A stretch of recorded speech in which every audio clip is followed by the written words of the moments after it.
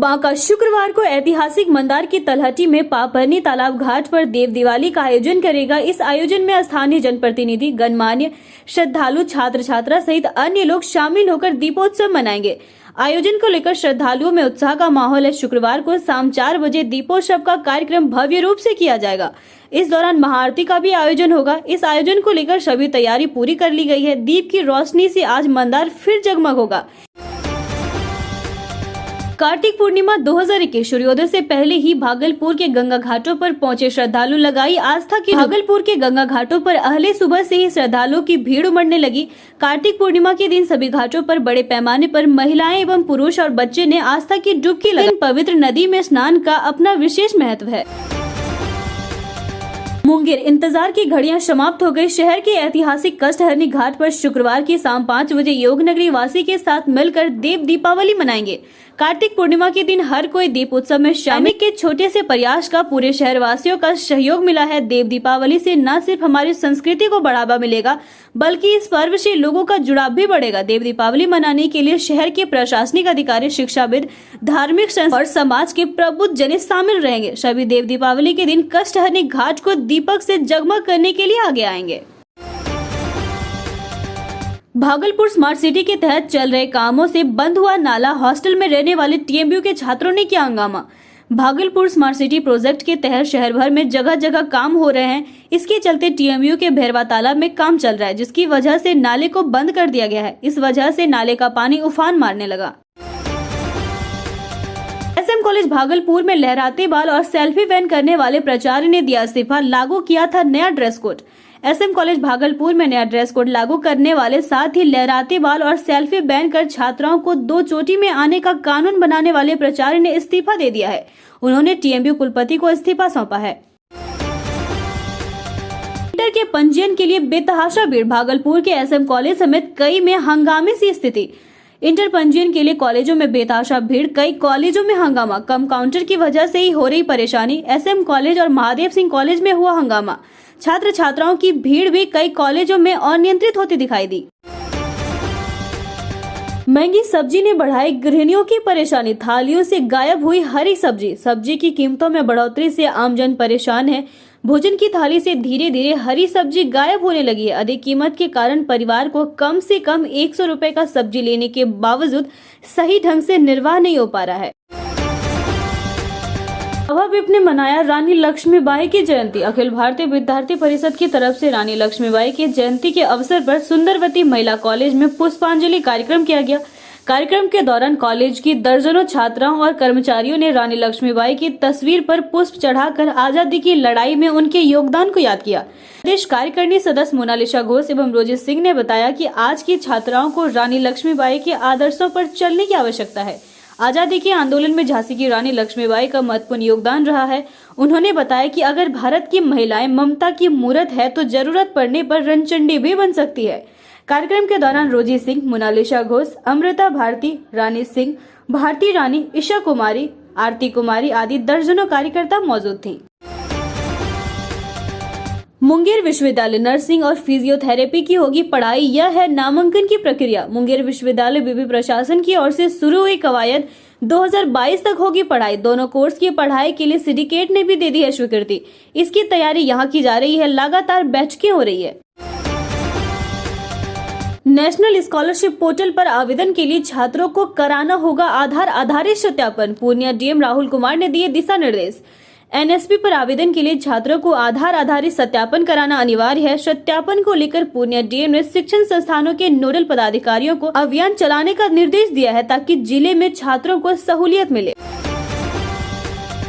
मौसम का बदलने लगा मिजाज। घटने लगी धूप की गर्मी, सर्द होने लगी रातें। कार्तिक पूर्णिमा पर पढ़े मौसम का मिजाज। दिन में तेज धूप रहने से गर्मी महसूस होती थी, लेकिन रात में ठंड बढ़ जाती थी। छठ के बाद तो ठंड ने जोर ही पकड़ लिया। शाम होती ही ठंड बढ़ जाती है और दिन भर गुनगुनाती धूप रहती है। किशनगंज में कार्तिक पूर्णिमा के मौके पर नदी घाटों पर स्नान करने के लिए श्रद्धालुओं की भीड़ उमड़ पड़ी। संभावित भीड़ को नियंत्रित कर घाटों पर पुख्ता सुरक्षा व्यवस्था को लेकर पुलिस अभी से अलर्ट मोड पर है। एसपी आशीष कुमार ने बताया कि भीड़ भाड़ वाले नदी घाटों पर सुरक्षा के मद्देनजर क्विक रिस्पांस टीम की तैनाती की गई है। उन्होंने बताया कि कार्तिक पूर्णिमा को लेकर नदी घाटों में स्नान करने की पुरानी परंपरा रही है। सबसे ज्यादा भीड़ शहर के 15 स्थित डोंक नदी व अन्य प्रखंडों में महानंदा नदी के पास जुटती है। इसके लिए सभी थाना अध्यक्षों को आवश्यक दिशा निर्देश दे दिया गया है। घाट के पास एक दिन पूर्व से ही चौकीदारों की प्रतिनियुक्ति कर दी गई है। शुक्रवार को पुलिस पदाधिकारी की भी प्रतिनियुक्ति की जाएगी। महिला से छेड़खानी की घटना पर अंकुश लगाने के लिए शादी लिबास में महिला व पुरुष पुलिसकर्मी की प्रतिनियुक्ति की जा रही है। पटना में पीने वालों के लिए और भी बुरी खबर, कोल्ड ड्रिंक में मिलाई शराब तो ऐसे धरे जाएंगे। प्रमंडलीय आयुक्त ने सभी होटलों, शादी समारोह के लिए बनाए गए बैंक्वेट हॉल पर कड़ी नजर रखने का निर्देश दिया है। होटल के सार्वजनिक स्थानों के साथ ही शादी समारोह के लिए बनाए गए बैंक्वेट हॉल में सीसीटीवी लगाने व इसकी प्रभावी मॉनिटरिंग करने का निर्देश दिया है।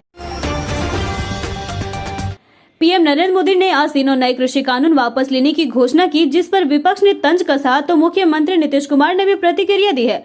मुख्यमंत्री ने नपी तुली प्रतिक्रिया देते हुए कहा कि यह प्रधानमंत्री का मामला है। आज कार्तिक पूर्णिमा के अवसर पर बिहार की नदी घाटों पर स्नान, दान व पूजा के लिए जनसैलाब उमड़ पड़ा। इस दौरान डूबने से कई लोगों की मौत हो गई है। आज गुरु नानक देव की 552वीं जयंती व देव दीपावली भी मनाई जा रही है। उधर आईएएस के पाठक के मद्य निषेध विभाग का अपर मुख्य सचिव बनने के बाद बिहार में शराब माफिया के खिलाफ कार्रवाई लगातार जारी है। देव दीपावली पर रोशनी से जगमग हुआ बिहार। पटना में बनी दीपों की माला। देव दीपावली पर राज्य का कोना कोना रोशन हो गया। हर जगह अंधेरे की जगह दीपों की रोशनी देखने को मिल रही थी। पटना के विभिन्न घाटों पर शाम से ही तैयारियां शुरू कर दी गई थी। कोरोना टीकाकरण के लिए बक्सर में लिया जाएगा स्लोगन का सहारा, दीवारों पर लिखे जाएंगे ये संदेश। बक्सर में कोरोना के संक्रमण के खिलाफ टीकाकरण के अभियान को लगातार तेज किया जा रहा है। लक्ष्य को हासिल करने के लिए विभाग की तरफ से हर संभव कोशिश की जा रही है। इसी सिलसिले में दीवारों पर स्लोगन लिखकर लोगों को जागरूक करने का फैसला लिया गया है। बिहार की पुरानी सड़क परियोजना को ही फ्लाई ऐश प्रोजेक्ट तक पहुंचाएगी एनटीपीसी। एनटीपीसी का कहना था कि सड़क निर्माण कंपनी अपने परिवहन खर्चे पर फ्लाई ऐश को उत्पादन इकाई परिसर से ले जाए। काफी दिनों से इस मामले को लेकर गतिरोध था। अब इस मामले पर एनटीपीसी और सड़क निर्माण एजेंसी के बीच इस बात को लेकर सहमति बन गई है। पटना राज्य में व्यावसायिक वाहनों के फिटनेस की जांच जल्द ही ऑटोमेटिक मशीन से होगी। इसके लिए निजी क्षेत्र की मदद से ऑटोमेटेड फिटनेस टेस्टिंग सेंटर स्थापित किए जाएंगे। परिवहन विभाग ने हर जिले में 10 ऑटोमेटेड टेस्टिंग स्टेशन खोलने की योजना बनाई है। इसके लिए निजी क्षेत्रों से आवेदन मांगा गया है। सेंटर खोलने के लिए इच्छुक व्यक्ति, कंपनी आदि 15 दिसंबर 2021 तक राज्य परिवहन आयुक्त कार्यालय में तय शुल्क के साथ आवेदन जमा कर सकते हैं। वर्तमान में वाहनों की फिटनेस जांच मोटर या निरीक्षण द्वारा मैनुअली की जाती है। पटना में होगा एक और बस स्टैंड। सगुना मोड़ के रास्ते मिलेगी बेली रोड से संपर्कता। कन्हौली में सूबे के नए बस स्टैंड के निर्माण पर सहमति बन गई है। यह बस स्टैंड 50 एकड़ में बनेगा। जल्द ही इस आशय का प्रस्ताव कैबिनेट की मंजूरी के लिए भेजा जाएगा। पहले इस बस स्टैंड का निर्माण 25 एकड़ में होना था। सोने का 1000 तो चांदी का 1500 रुपए बढ़ सकता है दाम। चांदी के भाव में 300 रुपए प्रति किलो की गिरावट दर्ज की गई है। हालांकि सोना का भाव पूर्व स्तर पर ही स्थिर रहा। वैवाहिक आभूषणों की इस समय अच्छी मांग निकल रही है। चांदी का भाव आज 300 रुपए प्रति किलो लुढ़क कर 67,300 रुपए पर आ गया। केंद्र सरकार ने शुक्रवार की सुबह तीनों कृषि कानून को वापस लेने का ऐलान कर दिया। प्रधानमंत्री नरेंद्र मोदी ने खुद इस बात की घोषणा की और कहा कि हम किसानों को समझा नहीं पाए, इसलिए इस कानून को वापस लिया जाएगा। किसान घर लौट जाएं। राष्ट्रीय जनतांत्रिक गठबंधन सरकार के ऐलान के बाद बिहार में सियासी बयानबाजी तेज हो गई है। दिल्ली से पटना लौटे बिहार के मुख्यमंत्री नीतीश कुमार ने मीडिया से बात करते हुए कृषि कानूनों को वापस लिए जाने को लेकर प्रतिक्रिया दी। उत्तर प्रदेश व अन्य राज्यों में होने वाले विधानसभा चुनाव को देखते हुए कानून वापस लिए जाने से जुड़े सवाल पर नीतीश ने कहा कि प्रधानमंत्री ने अपनी बात रखते हुए सारी चीजें स्पष्ट कर दी है। विपक्ष जो चाहे बोलता रहे।